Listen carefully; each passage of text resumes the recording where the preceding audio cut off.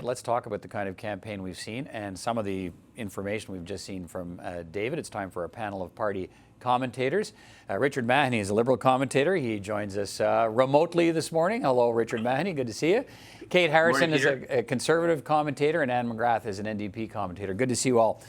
Let me start right there. Kate, let me start with you, with these numbers we just saw from David Coletto and this possibility of a minority parliament, and particularly this last bullet he showed us, that if the Conservatives were to win a minority parliament and try to govern, and they wanted to do a deal with the Bloc, not on for Canadians. What do you think? Yeah, no, and I have a hard time seeing that be a passable option for Conservative partisans anyway. Given the support the Conservatives have in Western Canada, I think some kind of a formal deal with the Bloc is highly unlikely. I think a lot of Western Canadians would probably reject that. What I think would be a more likely option if the Conservatives were to win a plurality of seats would be trying to govern on a kind of case-by-case basis with enough support from all of the parties, not just the Bloc in particular. Richard Mahoney, what are you expecting to see tonight, Richard?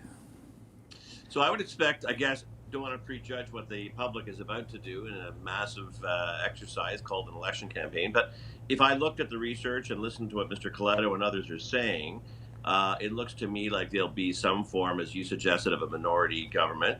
Probably the Liberals winning most of the seats, with the interesting, I think, result that there probably will be enough New Democrats, possibly enough Greens, but for almost certainly enough New Democrats and enough Bloc Québécois to actually probably pass legislation with the governing party. I suspect that obviously there'll have to be a lot of people talking and working out on an issue-by-issue basis, but I suspect where there'll be the most alignment there is obviously between the NDP and the Liberals on issues like climate change. Canadians, as Mr. Coletto's research shows, want parties to work together to do something about that.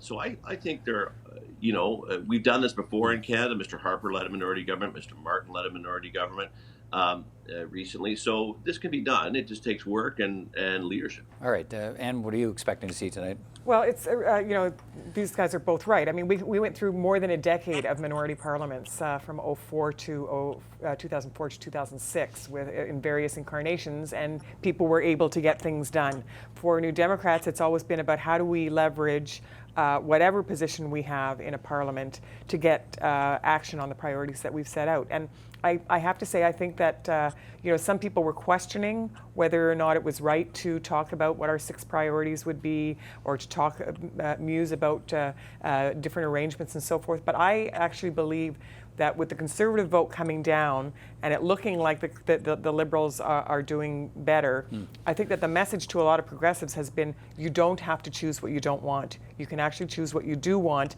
because the biggest thing for a lot of progressive voters is that they don't want a Conservative government. The other thing I'll note from the numbers that David Coletto put out was that I believe that there is a much better understanding of our parliamentary system now than there was when we discussed possible, when we had a minority parliament and we're looking at coalitions. Right, the experience of the 2000s. I think the media and the public are more educated on our parliamentary system and what a plurality is versus a minority, the role of the Governor General, all of those kinds of things. And I think that's to the good. What do you think the message, if we see this play out tonight, Kate, what's the message in noting that neither one of these two main parties, if that's where we end up, it was able to command any more than about a third support from the Canadian people? Is there a message in this to the parties and the politicians? Yeah, and I think it's also in the data that David showed. The desire for change might not be as strong as it was in 2015, but I do think it's remarkable that after just one term, the desire for change is as strong as it is. Yeah, it's still half the population still thinks it's time for change. Historically, that's not been the case, right? Typically, Canadians return their governments to power with some exception. So I think that minority scenario will likely be a wake-up call for the Liberals, that they're going to have to do things a bit differently to try and bring support back on their side. And for the Conservatives, I think that they'll be able, if it's a minority, even if it's a Liberal minority, they can take some solace in the fact that they have edged up and up to put a dent in the most popular Prime Minister in Canadian history's numbers. Right. Richard, what are your thoughts on that? What's the message in this to, I suppose, to Mr. Trudeau after one term of a majority government, if he ends up trying to lead a a minority government in this Parliament. What are voters telling him? Well, I think they're probably telling him a number of things. First of all, I think it'd be wrong to say, particularly over the last number of months, Mr. Trudeau hasn't faced some challenges that he's had to overcome. Thorny issues like the SNC-Lavalin issue, the revelation in the campaign that were very, very difficult on him. So that's obviously a factor. Second factor is, I would call the demonization of Mr. Trudeau by many of those in the country on the right. I think that it's normal in election campaigns for us to have some robust criticism of the other leader, but I think we have never seen quite the level of hate generated by some on the right for this, and that's had a factor. And the third thing I think is that Canadians want issues like climate change addressed, and they want to make sure they're addressed in a way that best aligns with their interests. So you're having some splintering of progressive support. You've had, at least for a while, you had the rise of the Greens. You've had the reemergence of the NDP in this campaign. The last thing I would say is that, remember this, Mr. Harper won a minority government in 2006, and when he went for his second election in 2008, he only won a minority again. So we live in a time when people are pretty fickle, if our leaders don't do well immediately and act on the issues that we care about, or anger us by moves they've made, they'll tell us. And I think that's the times we live in.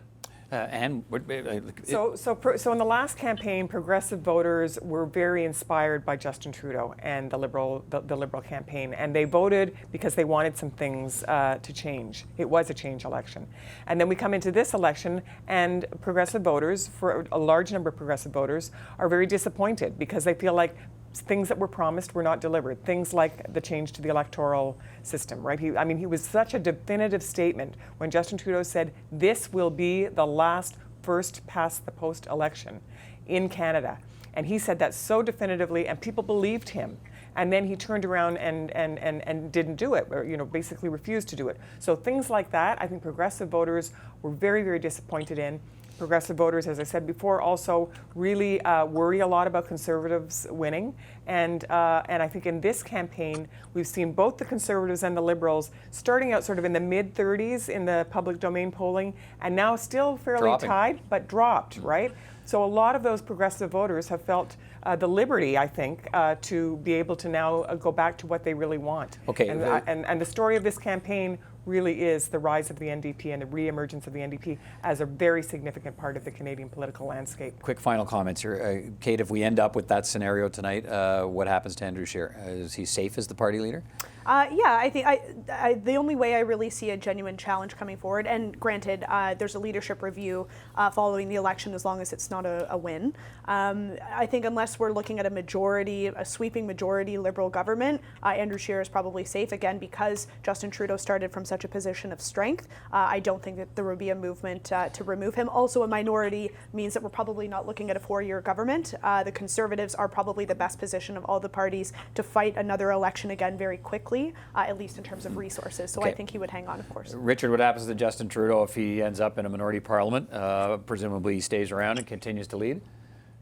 I would think so, yeah. I think Mr. Trudeau is a leader with enormous gifts. He's obviously been through some challenges these last few months. His big challenge now will be to address the issues like climate change and do so in what is likely to be a minority parliament in a close race.